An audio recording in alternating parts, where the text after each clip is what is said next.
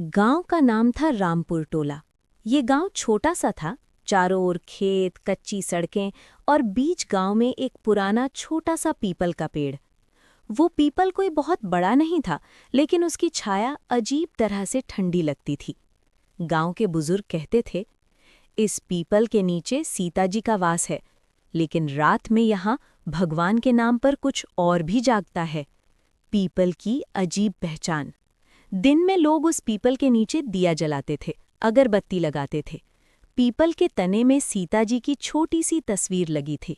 लेकिन जैसे ही सूरज ढलता, कोई वहां नहीं जाता, क्योंकि रात के समय वहां से पायल की आवाज आती, किसी औरत के रोने की धीमी सिसकी सुनाई देती, और कई बार लोग कहते कि सीता, सीता, कोई नाम लेकर बुलाता है। रघु की एंट्री। गांव में रहता था रघु, 17 साल का सीधा साधा लड़का। उसे भूत प्रेत पर विश्वास नहीं था। एक दिन उसकी माँ ने कहा, बेटा, पीपल के नीचे दीपक रखा, लेकिन सूरज ढलने से पहले लौट आना। रघु देर से निकला, और जब वो पीपल के पास पहुंचा, शाम से रात हो चुकी थी। पहली डरावनी घटना। जैसे ही उसने दिया रखा, अचानक हवा तेज चलने लगी। पीपल की पत्तियां बिना हवा के भी हिलने लगीं। तभी उसने सुना, रघु। वो चौंक गया, पीछे मुड़कर देखा, कोई नहीं। फिर आवाज आई, दिया सही से रखो। आवाज औरत की थी, बहुत दुखी। सीता जी या कुछ और? रघु के सामने अचानक एक स्त्री की परछाई दिखाई दी। सफेद साड़ी, खुले बाल, पैरों में पायल।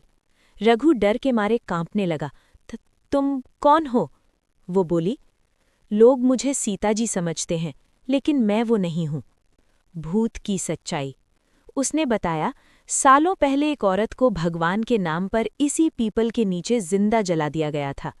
लोगों ने अफवाह फैलाई थी कि उसमें भूत है। मरते समय उसने कहा था, अगर भगवान सच्चे हैं तो मेरी आत्मा यहीं रहेगी। डर का चरम। अचानक उसका चेहरा बदल गया, आंखें काली, आवाज भारी। रघु, मुझे मुक्ति चाहिए। पीपल का पेड़ जोर जोर से हिलने लगा, घंटी अपने आप बजने लगी।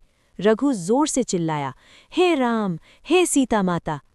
भगवान का चमत्कार। अचानक पीपल के तने से तेज रोशनी निकली। सीता जी की तस्वीर से आवाज आई, जो अन्याय सहकर भी भगवान को याद रखे, उसकी आत्मा कभी भटकती नहीं। वो आत्मा रोने लगी और धीरे धीरे हवा में घुल गई। अगली सुबह गांव वालों ने देखा, पीपल का पेड़ सूख चुका था, लेकिन जहां सीता जी की तस्वीर थी, वहां फूल अपने आप चढ़े हुए थे। ओम।